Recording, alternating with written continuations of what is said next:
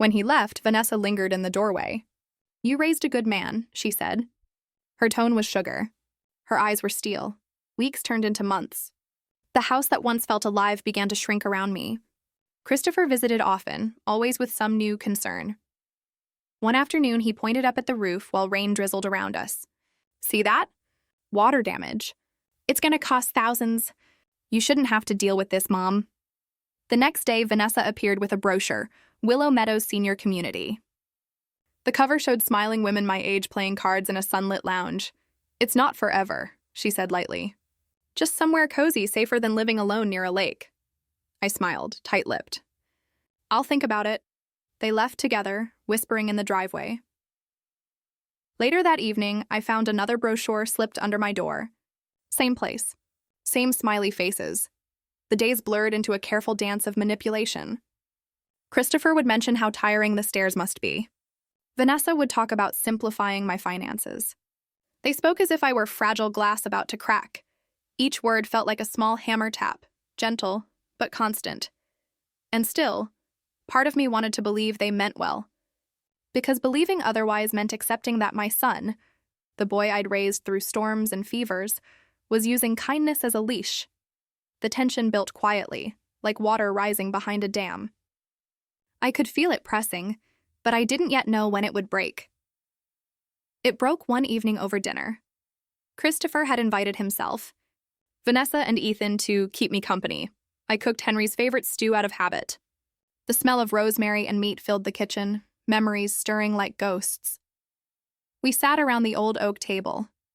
For a while, the talk was ordinary. School, weather, Ethan's grades. Then Christopher cleared his throat.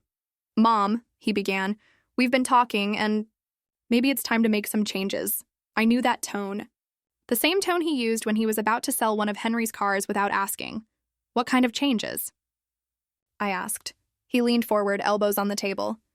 "You have 2 houses, this one and the lake house. Maintaining both is expensive. If we sell them, we could set up a trust for Ethan's college. It would secure everyone's future." Vanessa smiled faintly. "It's the practical thing to do." Ethan's fork clinked against his plate. "Dad, I can get scholarships," he said softly. Christopher's glare cut him down in a heartbeat. "Don't interrupt." The silence that followed was heavy. The clock on the wall ticked louder than it should have. I looked at my son, at the woman beside him, at my grandson staring at his plate. Guilt rose in me like a tide. Guilt for doubting, guilt for thinking the worst. Maybe they were right. Maybe I was the problem. My voice came out small. "I'll think about it." Christopher smiled triumphant. "That's all I ask." When they left later that night, I washed the dishes slowly, one by one, listening to the wind move through the empty rooms. For the first time, Henry's home didn't feel like mine. Sleep wouldn't come. The house creaked and groaned like an old ship fighting to stay afloat. I wandered into Henry's study, the room Christopher had claimed to organize. Dust floated in the beam of a single lamp. His glasses still rested on the desk next to a cold cup of tea I'd never thrown away. The scent of paper and old wood filled the air. I ran my fingers over his books, the cracked spines, the faded notes in the margins. He used to spend hours here, sorting through bills, writing letters, humming low under his breath. Now, silence. I sat in his chair and closed my eyes. For a moment, I imagined his voice calm and steady. "Check everything yourself." My throat tightened. I whispered to the empty room, "Why did I give everything away so easily?" No answer. Only the rain against the window and the steady tick of the clock. But something inside me stirred, a tiny pulse of suspicion, the first spark of the woman I used to be before grief turned me into dust. I opened the bottom drawer of the desk, empty. The next one, only paper clips and an old photograph of Henry holding Ethan as a baby. I traced the edges of that photo, my hand shaking. Somewhere between the man in that picture and the son in the dining room tonight, something had gone wrong. The lamp flickered. My reflection in the window looked like a stranger. Older, smaller, fading. I straightened my back. "No," I whispered to that reflection. "Not yet." The house sighed around me as if agreeing. I didn't know it then, but that night was the last one I'd ever spend believing my son's kindness was real. The morning light over Portland was gray and heavy when I told them. I stood by the kitchen counter, the same spot where Christopher usually gave his daily orders disguised as advice. "I'm going to the lake house for a few days," I said, my tone calm but final. Christopher froze, his coffee halfway to his lips. "Alone?" "Yes." He laughed once, sharp and dry. "Mom, that's not safe. That place hasn't been checked in months. You can't stay there by yourself." Vanessa stepped in before I could answer, her voice lined with syrup. "He's just worried, Margaret. You've been through so much already. Maybe it's better if we go with you." I looked from one face to the other, the perfect act of concern. But their eyes betrayed them. Christopher's were calculating. Vanessa's gleamed with something colder. Control. "You both seem to forget something," I said quietly. "I've lived 68 years without permission." Christopher set down his mug hard enough that it cracked the handle. "This isn't about permission, it's about common sense. You could fall or finally think for myself." I cut him off. "I'm not a child, Christopher." He blinked, stunned for a second, then looked away. Vanessa's hand landed on his arm in a silent warning. Ethan had been sitting quietly at the table, pretending to scroll through his phone. Now he looked up. "Grandma," he said softly, "you'll like it there. It's quiet. You should go." Our eyes met, and in that brief exchange, I felt it. He knew more than he'd ever dared say. I smiled at him. The kind of smile you give when you've decided something you can't take back. "I'll leave tomorrow morning." No one spoke after that. Only the sound of the clock ticked between us like a countdown.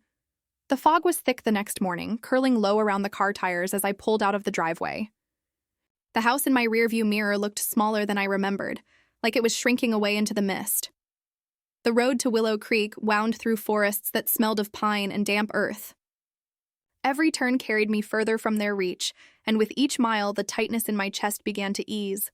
The radio stayed off. Instead, the hum of the tires and the whisper of Henry's voice filled the silence.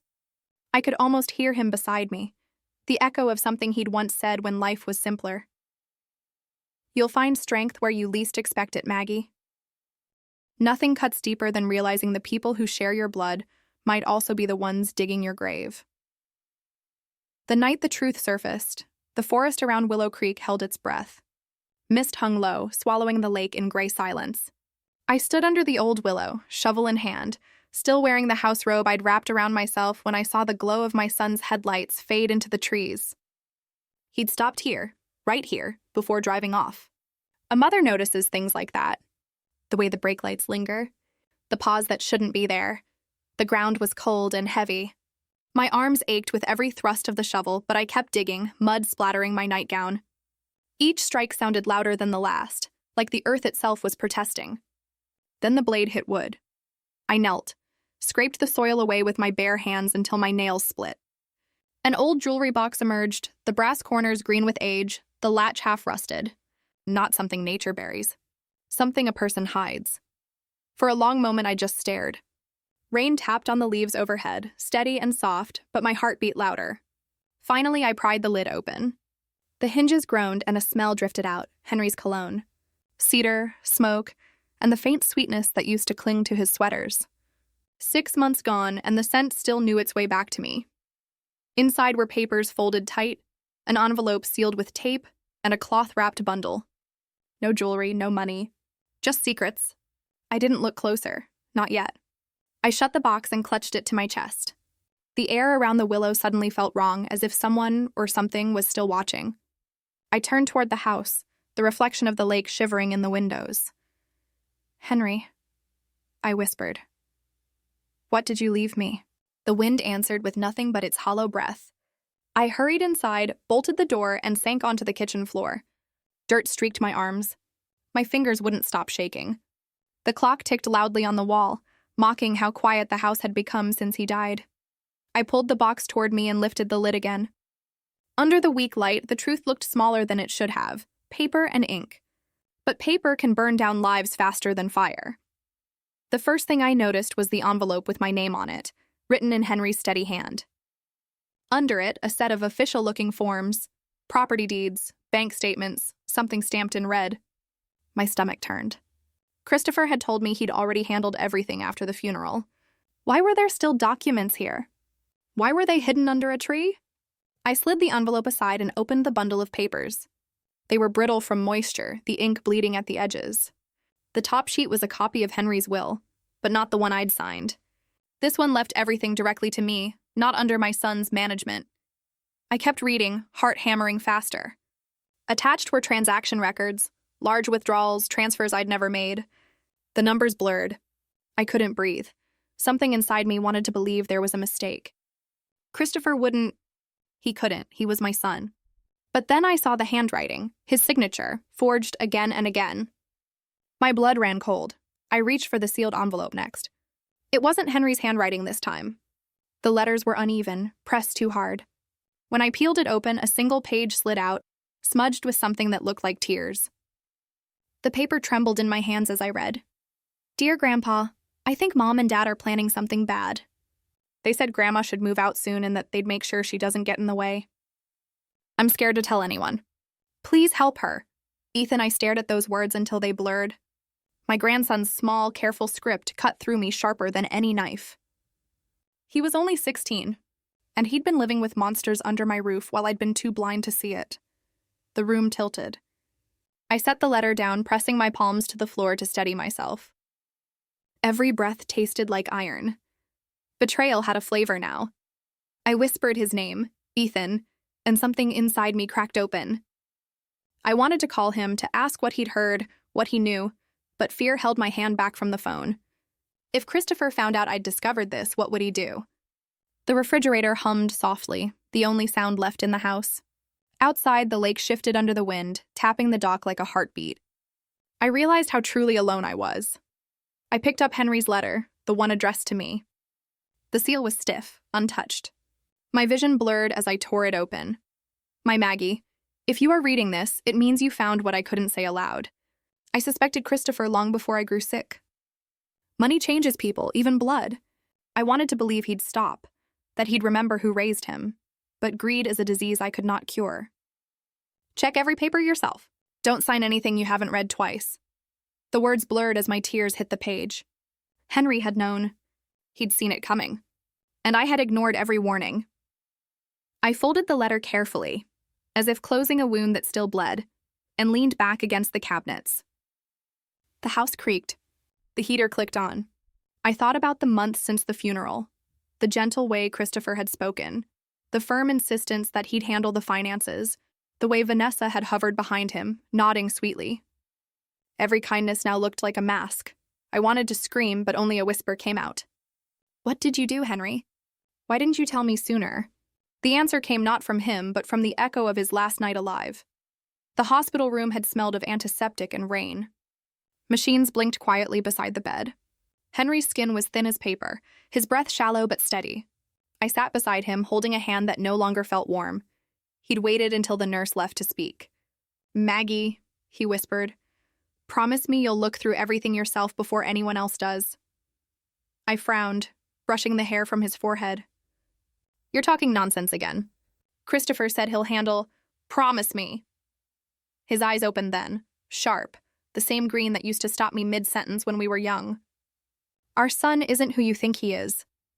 Those words had chilled me then, but grief had made me forget them later. I'd chalked them up to pain medicine, to confusion. But hearing them now in memory felt like prophecy. I squeezed his hand. I promise, I said, though I didn't understand what I was promising. He smiled faintly. Good. Then you'll be safe. Minutes later, his hand went slack and the monitors flatlined. The sound still echoes in my ears some nights, slicing through sleep like thunder. Back in the present, I sat alone on the kitchen floor, surrounded by papers that turned my world upside down. My breath came out in short, ragged bursts. Outside, dawn was crawling over the lake, painting the sky with bruised light. I gathered the documents, folded the letters, and placed them back inside the box.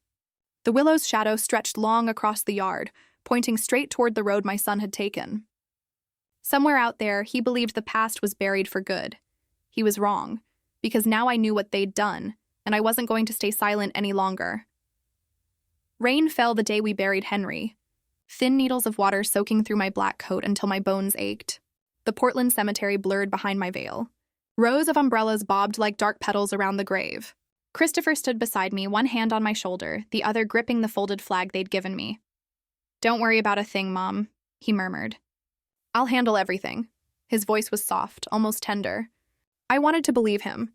I wanted to believe that my son, my only child, would protect me the way his father once had. Vanessa stood just behind him, eyes hidden under the brim of her hat. She didn't cry, not once. Her expression never broke. Not when the priest spoke Henry's name, not when the casket sank into the ground. Only the faint tightening of her jaw betrayed anything human beneath that perfect surface. When the service ended, Christopher guided me toward the car like I was a child learning to walk again. I remember the smell of wet earth and roses, the cold bite of the wind. Somewhere behind us, shovels scraped against soil, sealing Henry away for good. I told myself the emptiness in my chest was love. Later, I'd learn it was the sound of my trust being stolen, the days after the funeral slid by in slow motion. The house was filled with voices that weren't mine, Christopher's decisive tone, Vanessa's polite hums of agreement, the rustle of papers.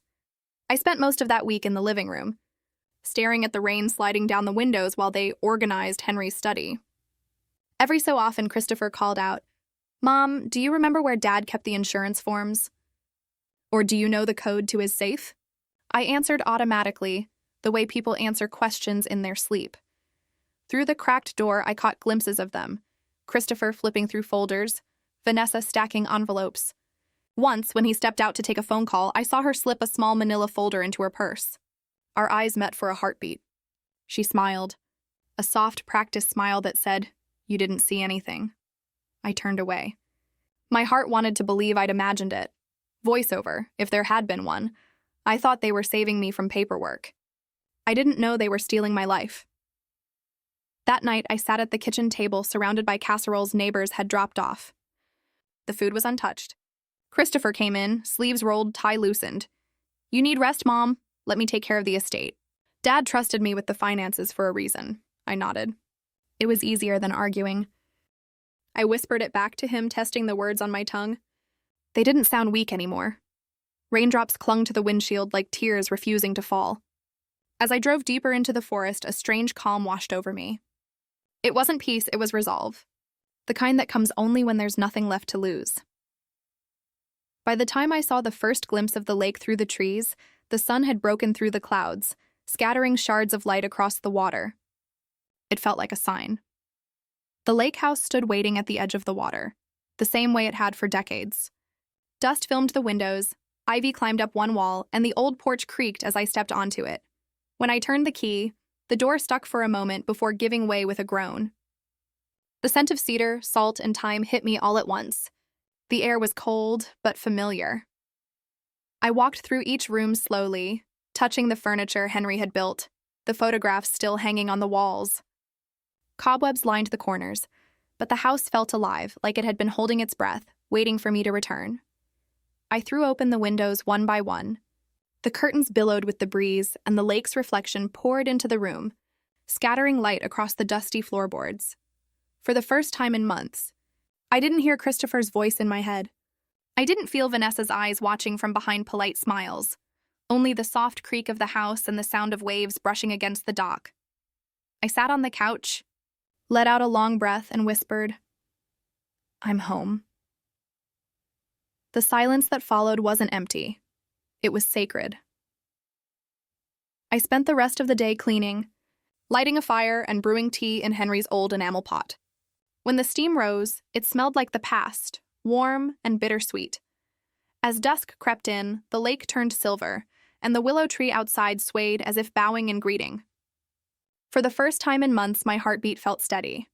Night fell fast in the woods. The moon hung low over the lake, its reflection trembling with every ripple. I sat by the fire with my cup of tea, staring into the flames. Then my phone buzzed. "Christopher."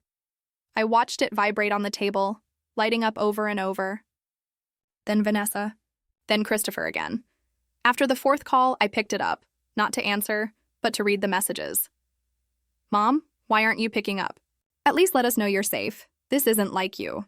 "Mom, you're worrying everyone. If you don't answer, I'll have to come there myself." Every line was written in concern. But the undertone was control, each word heavy with guilt. I put the phone face down. A moment later, it buzzed again. A new message. Vanessa, this time, we love you. Don't do anything reckless. Think about Ethan. That one nearly broke me. They always used love as a weapon. It cut deeper than threats ever could. I stood and walked to the window. The lake shimmered under the moonlight. The world looked untouched, perfect. The kind of quiet that demands you listen to your own thoughts. And for the first time, I heard mine clearly. I turned the phone over once more, hesitated, then pressed the button until the screen went black. The silence that followed filled the whole house. No buzzing, no voices, no guilt. Just the fire crackling and the slow rhythm of the lake outside. In that silence, I finally understood something simple and terrifying. Peace feels dangerous when you've lived too long under control. I leaned against the window frame, watching the willow sway gently in the night breeze. Somewhere inside, a spark of defiance caught flame. For the first time in months, there was no noise, no manipulation, no pretending, only the sound of the wind and the truth waiting quietly beneath it. The night began still. The kind of stillness that feels almost sacred, until it turns heavy. The fire had burned down to embers. The lake outside was flat, black glass, and the air held the faint metallic scent of rain. I was drifting in that strange space between waking and sleep when it came, a faint sound, muffled but deliberate, a shovel hitting earth. I sat up, heart hammering. For a long moment, I thought I was imagining it, that my guilt was playing tricks on me. But then it came again, slow, rhythmic. I slipped on my robe and crept toward the window. The curtains trembled in the cold draft as I pulled them aside. Under the willow tree, two shadows moved. One tall, one shorter. I couldn't make out their faces, but I knew that walk, the impatient tilt of the taller one's shoulders, the nervous glance of the other, Christopher and Vanessa. My stomach dropped. What were they doing here at midnight? How had they even known I came alone?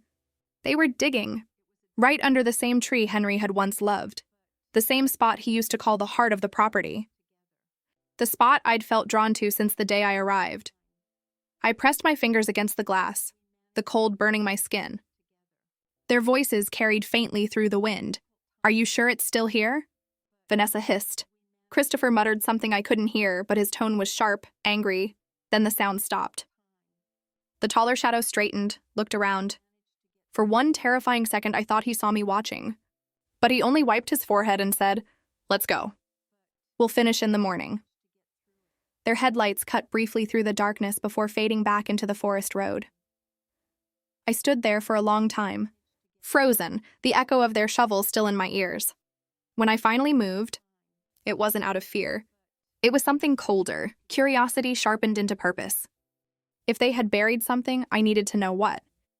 The moon had climbed high, silvering the wet grass as I stepped outside. The willow's branches swayed, whispering secrets I could almost hear. The ground was soft where they'd been digging, fresh, easy to disturb. My hands sank into it as I began to pull the dirt away.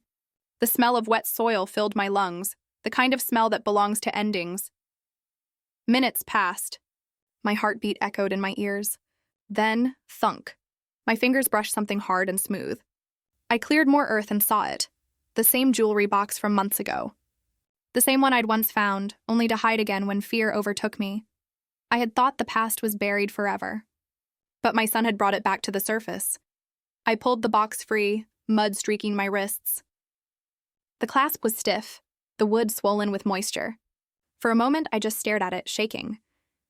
They buried his truth, I whispered. Not his love. The lid creaked as I opened it. The faint smell of Henry's cologne rose again, mixing with the damp air. Inside, the papers were stained but intact. And at the bottom, tucked beneath everything else, lay the letter from Ethan, the one that had first warned me how deep the betrayal went. Tears blurred my vision, but this time they didn't come from weakness. They came from rage. I pressed the box to my chest, felt its weight, and whispered to the night, "Not again." Back inside, I laid the contents across the kitchen floor. First, the real will. The one Henry had signed before his illness stole his handwriting. His name flowed strong and clear across the paper, leaving everything directly to me. Next, the forged copy, retyped, edited, and signed in a handwriting that pretended to be his. But the signature was wrong. Too smooth. Too confident. Christopher's. And finally, the bank transfers. Page after page of numbers and account names I didn't recognize. Money moved quietly from joint accounts into ones listed under Christopher's name. Nearly $400,000. All taken before the funeral. I traced the ink with my finger. Each number was a lie, a cut I hadn't felt until now. The room seemed to shrink around me, the air thick with dust and betrayal. My hands shook, but not from fear anymore. From fury. I thought of the months I'd spent letting him make every decision, signing whatever form he put in front of me because I was too tired to fight. I thought of Vanessa's soft voice, her fake comfort, her brochures for retirement homes. They hadn't wanted to protect me. They'd wanted to erase me. I sat back, clutching Henry's real will in one hand and Ethan's letter in the other. Between them was everything I needed: truth, motive, and a reason to fight. Grief had chained me, but anger broke the lock. Dawn came gray and pale over Willow Creek, the kind of light that doesn't warm anything it touches. I packed the documents into a folder, slipped it into my coat, and started the car. The tires crunched over gravel as I left the lake house. In the rearview mirror, the willow tree grew smaller, its branches swaying in the breeze. For a second, it looked almost like it was waving me onward. The road to Maple Grove was long and winding, flanked by evergreens that whispered in the wind. I kept my eyes on the fog curling over the asphalt, replaying the night over and over in my mind. They had come back to dig. They had been desperate enough to retrieve whatever truth I'd hidden. That desperation meant only one thing. They knew their time was running out. When I reached town, the streets were still empty. I parked outside the small brick bank, walked in with my folder held tight to my chest, and asked for a safe deposit box. The clerk handed me a form without question. My handwriting shook as I signed my name. When she led me to the narrow metal drawer and left me alone, I placed the documents inside with care, as if laying someone to rest. If anything happened to me, at least this truth would survive. From the bank, I drove straight to the post office. My next task was harder. Helen Brooks, my oldest friend, my last remaining ally. We hadn't spoken in months. She had called after Henry's death, but I'd pushed her away, too buried in grief to talk. Now I needed her more than ever. I slid the envelope across the counter and told the clerk, "Certified. She needs to sign for it." Inside that envelope was everything: copies of the will, the forged version, the bank statements, and a short note written in my trembling hand. "If anything happens to me, open this." As I walked back to the car, the first light of morning spilled across the quiet street. It wasn't warm, but it was honest. I looked up at the sky, exhaled, and whispered, "Henry, I'm doing it. I'm not afraid anymore." A woman passing with her dog glanced my way, offering a polite smile. She saw only another widow talking to herself. But inside me, something new was moving, a quiet determination that no one could bury again. When I reached the edge of town, I stopped the car for a moment to watch the sunlight break over the trees. The road back to Willow Creek waited, twisting into the distance like a vein through the forest. For the first time in months, I wasn't running from anything. I was driving straight toward it. When I finally reached the lake house that evening, exhaustion hit me like a wave. I hadn't slept properly in days. I set the envelope of receipts on the table and stared at my phone. It had been turned off since the night before. For a long time, I just looked at it, afraid of what I'd see once I powered it back on. Then I pressed the button. The screen flickered to life. 20 missed calls. All from Christopher? A handful from Vanessa, and one from Ethan. I opened Ethan's message first. "Please be careful, Grandma. They're angry." My chest tightened. The words were short, but I could feel his fear bleeding through every letter. I sat down at the table, staring at the fire as it cracked in the hearth. The warmth should have comforted me, but instead it felt like warning light. If Christopher and Vanessa were angry, it meant they knew something. Maybe they'd gone back to the willow and realized the box was gone. Maybe they knew I'd found the truth. Either way, the clock had started ticking. I took a deep breath and whispered to the empty room, "It's time, Henry." The night was silent except for the wind scraping the trees. I waited until I was sure the road outside was empty, then dialed Ethan's number. He answered on the second ring, voice trembling. "Grandma? Is that really you?" "Yes, sweetheart." It's me. There was a pause. I could hear muffled voices in the background. His parents, maybe, arguing in another room. He lowered his voice. Dad's losing it. He's been yelling at Mom all day, he said. He said if you don't stop digging, you'll have an accident. The words landed heavy. I closed my eyes, steadying my breath. Did he say that to you directly? I asked. Yes, Ethan whispered. He didn't know I was standing in the hallway. He told Mom it would look natural. Like you slipped by the lake. For a moment, the room tilted. Anger and disbelief churned together inside me, but I kept my voice even. Listen to me, Ethan, none of this is your fault. You did the right thing telling me, he sniffled. I didn't know what to do. I wanted to call the police, but Mom keeps checking my phone. Then don't call anyone else, I said softly. Not yet. Just keep your head down. And if your father asks where I am, tell him you don't know. There was silence, then a whisper. Are you scared? I looked toward the lake where moonlight rippled across the water. Not this time, sweetheart, I said. Not anymore. When I hung up, my hands were shaking, but not from fear. It was something fiercer, something long dormant that had finally awakened. I wasn't going to be their victim. I was going to be their reckoning. The next afternoon, I drove back into town. The sky was gray, the air heavy with the promise of rain. I parked outside a small cafe tucked between a florist and a bookstore, Maple Grove Cafe. Its windows glowed warm against the cold street, and the smell of coffee and baked bread drifted outside as I walked in. Ethan sat near the back, shoulders hunched, staring into a mug of untouched hot chocolate. His school bag sat beside him, half-zipped. When he saw me, his eyes filled instantly, not with surprise, but with relief. Grandma, he breathed, standing up. I reached for him, pulling him into a hug that felt like both apology and forgiveness. His body shook against mine. It's okay, I whispered. You're safe here. He pulled back, wiping his face. I didn't know who else to talk to. Dad's been different since Grandpa died. He says weird things, like how family should stick together or disappear. I nodded, letting him speak. The fear poured out of him in pieces. Overheard conversations, late-night arguments, his mother shredding papers in the sink. Every word painted the same picture, desperation turning to cruelty. When he finally stopped, I reached across the table and took his hand. You've saved me, Ethan, I said.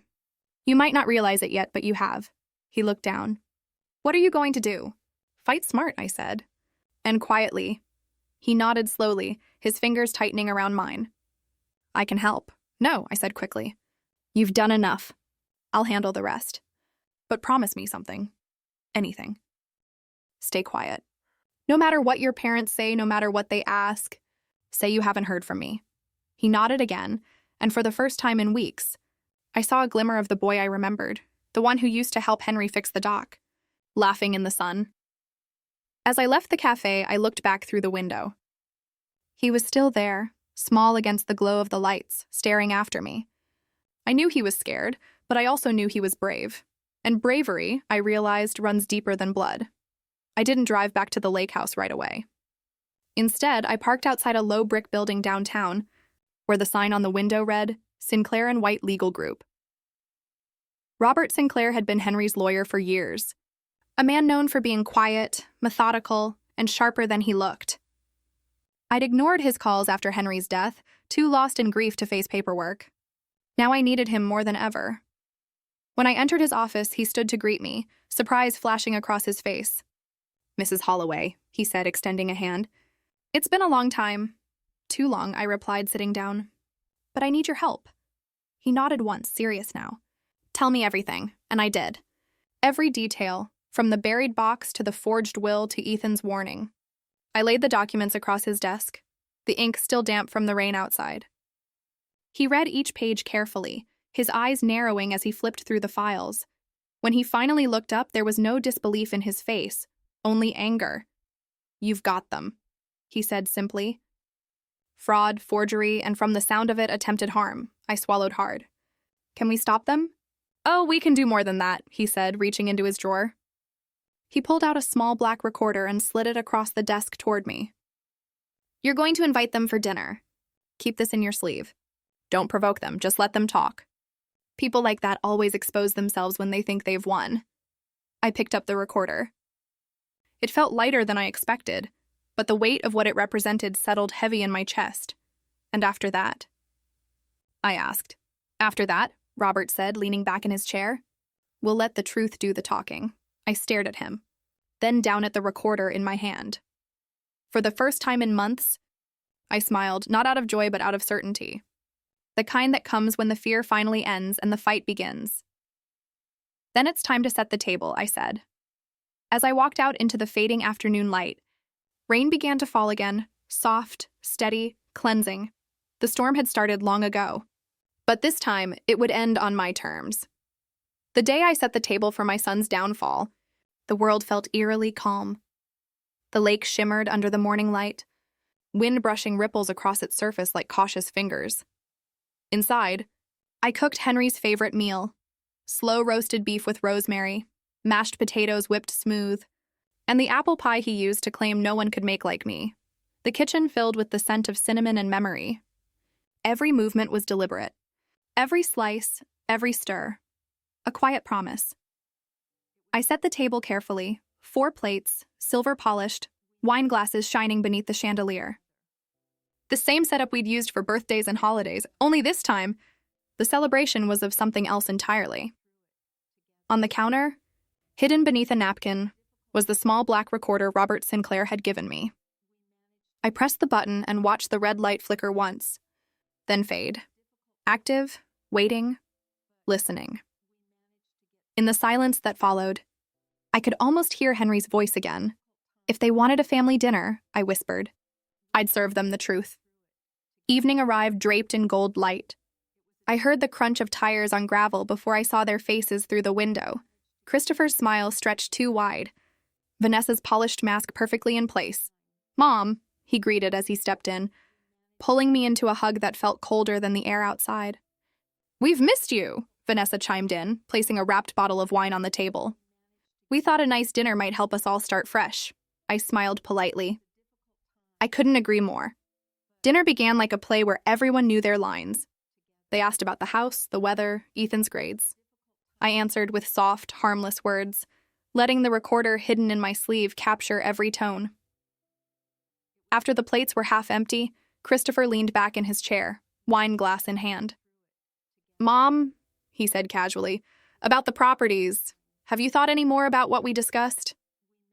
I tilted my head. You mean selling them? He nodded, exchanging a glance with Vanessa. It's the logical choice.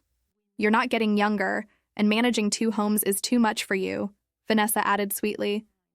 We'd handle everything, of course. You just relax. I took a slow sip of wine.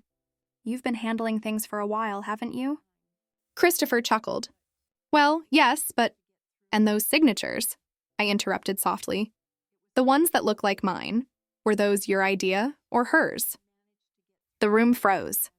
Vanessa's fork clinked against her plate.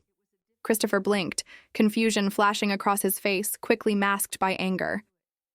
Mom, he said, laughing uneasily. What are you talking about? Oh, nothing, I said, leaning back. Just curious how far you'd go to make sure I disappeared.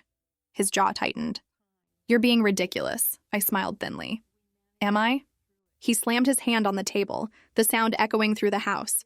After everything I've done for you? You're accusing your own son? Vanessa reached out to calm him, but her voice shook. Let's, I cut in. My hand brushed the edge of my sleeve where the recorder rested, unseen. Let's be honest for once. You forged your father's will, emptied his accounts, and when that wasn't enough, you planned to make sure I never spoke again. Christopher's face twisted. You have no proof. Oh, I said quietly, meeting his eyes. I have more than you think.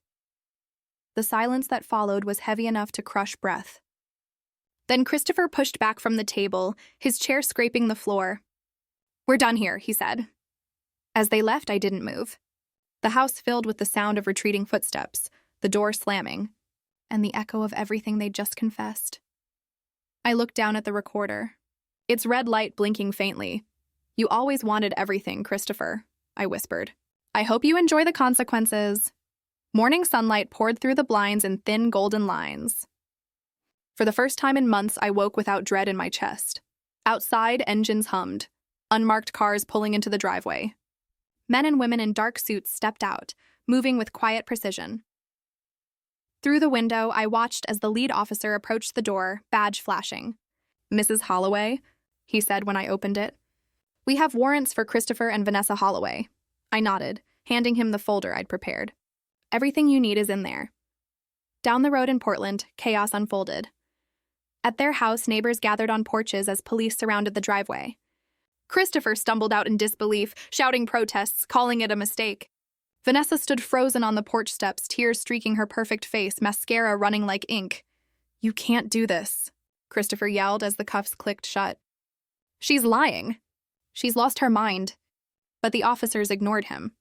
Back at the station, an investigator showed him what ended it all: Henry's original recordings. Months before he died, Henry had gone to the authorities, leaving behind his own tapes. Insurance, he'd called it, in case something happened. On those tapes, his voice was calm, weary, but certain. He spoke of Christopher's secret withdrawals, his manipulations, his threats. Every word matched the evidence I'd gathered. Every lie Christopher told now hung around his neck like an anchor. By noon, both were in custody. When the news reached me, I didn't cheer. I didn't cry. I simply sat by the lake, sunlight glinting off the water, and whispered, "Thank you, Henry. You saw what I refused to see." The courtroom smelled of old wood and coffee, that sterile mix of fear and formality.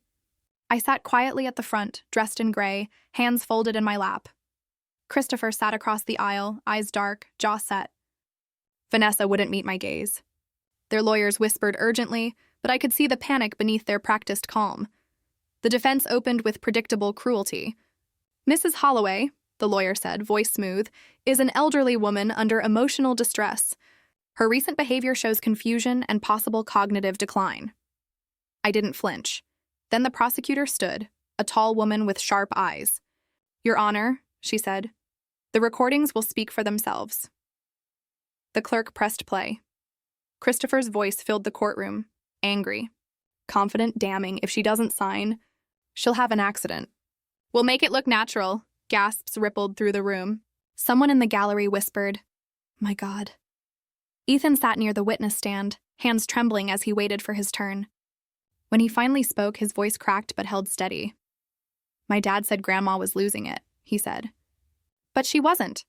She was right. The silence that followed was complete. The judge leaned forward, expression grave. "Bail denied," he said firmly.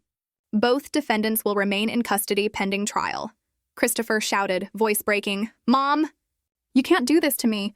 I looked at him, at the boy I once cradled, the man I no longer recognized, and said nothing.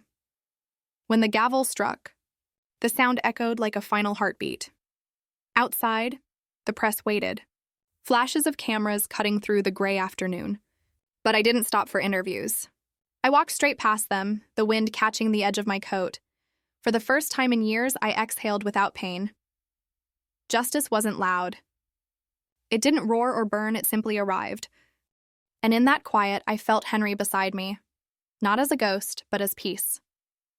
The weeks after the trial passed like a long exhale. The storm had ended, leaving quiet behind. The house that once felt like a prison now stood still and clean, filled only with the soft sound of new beginnings. Ethan and I spent a Saturday morning in Henry's old study. Sunlight pooled across the desk, dust motes drifting lazily through the air. The room still smelled faintly of cedar and ink. "We should keep this space," Ethan said, stacking old letters. "It feels like him," I smiled. "Then we'll make it ours." As I cleaned, I pulled open the bottom drawer of the desk, the same one Henry used to keep locked. Something inside rattled. I reached deeper, fingers brushing against the back panel. It moved slightly, revealing a hidden compartment. Tucked behind it was an envelope, yellowed at the edges. On the front, in Henry's careful handwriting, it read, "For when the truth isn't over yet." My hands trembled as I opened it. Inside was a folded document, DNA results. The names made my breath catch, Ethan Holloway and Dr. Adrian Vega. My eyes darted across the paper again and again. The test confirmed what Henry must have suspected before his death. Adrian Vega, Henry's old friend and family doctor, was Ethan's biological father. Vanessa's final secret, hidden beneath layers of lies. I looked at Ethan. He was sorting through books, humming quietly, unaware that the truth of his life had just shifted beneath him. "Grandma?" he said, noticing my silence. "Everything okay?" I folded the paper carefully.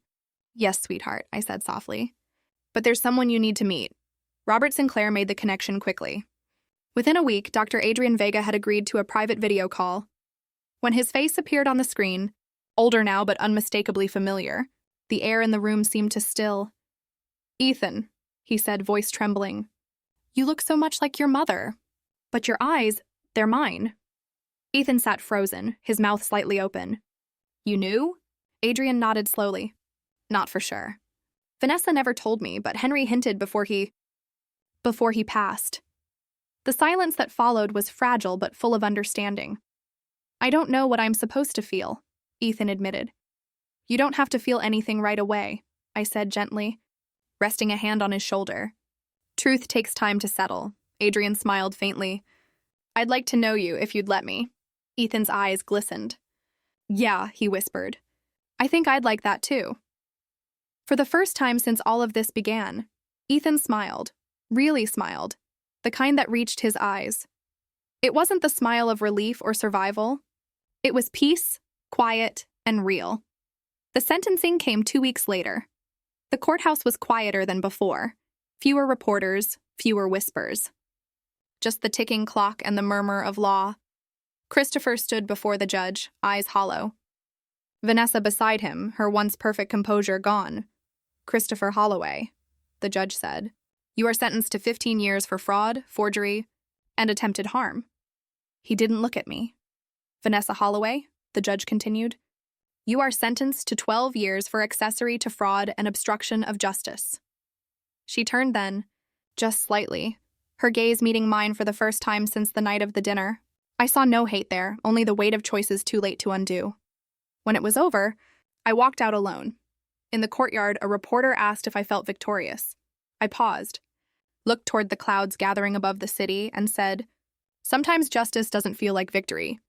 It feels like breathing again." Months passed, and the seasons softened. I sold the estate, the lake house, and everything tied to the old ghosts. With that money, I bought a small apartment in Portland, 2 bedrooms, sunlight in every corner, and the faint sound of the city humming below. Ethan moved in with me while he started college. Pre-med, just like his biological father. I began teaching part-time at the local library, writing classes for older women, many of them widows like me. We shared stories over coffee, laughter threading through the hours. Life became soft, normal, safe. Some evenings, Ethan and I would walk along the river, talking about his studies, the future, and sometimes nothing at all. Peace. I learned didn't need to be loud, it just needed to stay.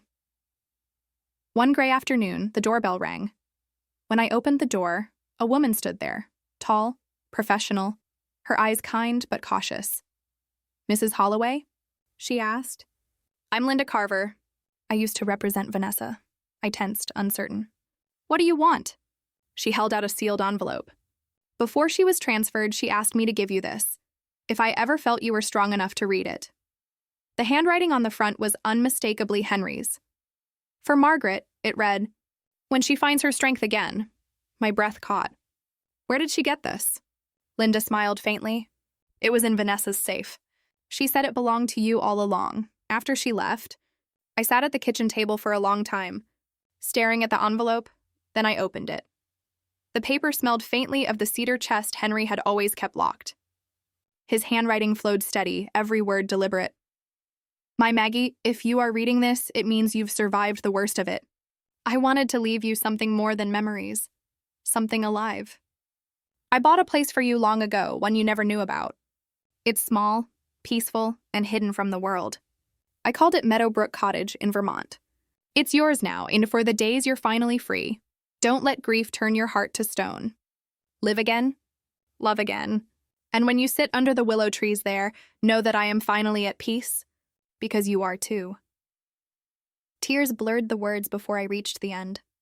I pressed the letter to my chest, and for the first time since he died, I felt him not as a memory, but as a presence. Gentle, Constant and proud. Outside, the rain had stopped. Light streamed through the window, washing everything in gold. I smiled through the tears. You always were one step ahead, weren't you, Henry? Months later, I stood on the porch of Meadowbrook Cottage. The sunset burned orange over the fields, 1,000 fireflies waking in the tall grass. Ethan's laughter drifted from the yard as he helped fix the fence. The same laugh Henry once said could heal anything. I breathed in the scent of summer and memory, and peace. The world had turned full circle. The woman who once dug through dirt in the dark was gone. In her place stood someone softer, wiser, and finally free. I looked toward the distant line of trees, where a new willow swayed in the wind, its leaves whispering secrets of forgiveness. I lost a son to greed, but found my strength through truth, and in that truth, I found peace. Thank you for listening. If you've ever faced betrayal, remember, the truth will always find its way through. Don't forget to subscribe and share your voice below.